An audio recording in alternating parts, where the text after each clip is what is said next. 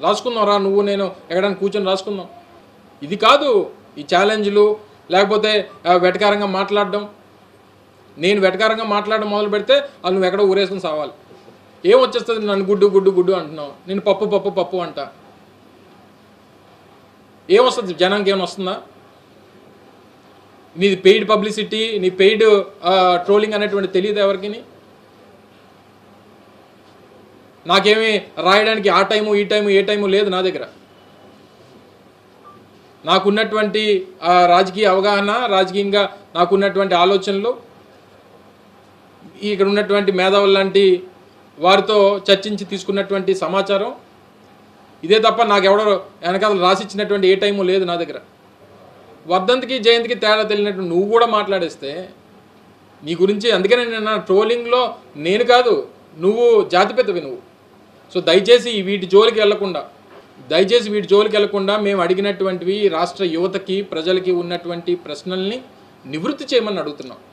డైరెక్ట్గా point to point issue బేస్డ్గా ఇంత క్లియర్గా అడిగిన తర్వాత కూడా ఏదో చేసి నిన్న ఎందుకు మన పక్క రాష్ట్రాలతో, ఆ పక్క రాష్ట్రంలో వాళ్ళని కెలికావు, మొత్తం దేశం అంతా బఫూన్ అయిపోయావు. మనం అన్ని సాధించి చేసి కంప్లీట్ చేసి ప్రజల ముందు పెట్టి ప్రజలకి ఉపయోగపడి చెప్పినటువంటివన్నీ నెరవేర్చి నువ్వు ఆహా ఓహో అన్నా పర్వాలేదు, కానీ ఈరోజు దేశం అంతా ట్రోల్ చేస్తుంది.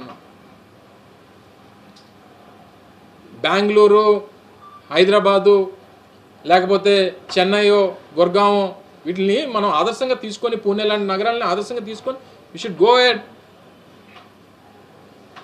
వాళ్ళ నుంచి నేర్చుకోవడంలోనో వాళ్ళతో కంపీట్ అవ్వడం తప్పలేదు. వాళ్ళని విమర్శించేటువంటి పరిస్థితి వస్తే మన వాళ్ళు వెళ్ళి అక్కడ పని చేస్తూ ఉన్నారు, వర్క్ చేస్తూ ఉన్నారు.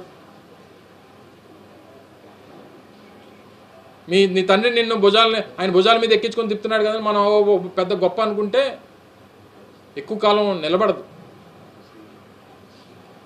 సో దయచేసి ఇవన్నీ దృష్టిలో పెట్టుకొని ఏవైతే ప్రజలకు ఉన్నటువంటి ప్రధానమైనటువంటి అంశాలని వాటిని నివృత్తి మిగిలినటువంటి ఇష్యూస్ పక్కన పెడదాం. వాటర్ విషయం కానీ, ఎనర్జీ విషయం కానీ, పొల్యూషన్ విషయం కానీ ఇవన్నీ పక్కన పెడదాం.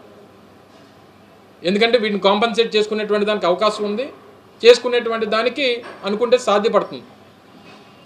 ఎంప్లాయ్మెంట్ విషయంలో చాలా క్లియర్గా మీ తాలూకా మాట ఏదైతే మీరు నోటితో చెప్తా ఉన్నారో దాన్ని దయచేసి గూగుల్తో ప్రకటన చేయించమని చెప్పి మరొకసారి మీ ద్వారా ఈ ప్రభుత్వాన్ని కోరుతా ఉన్నా.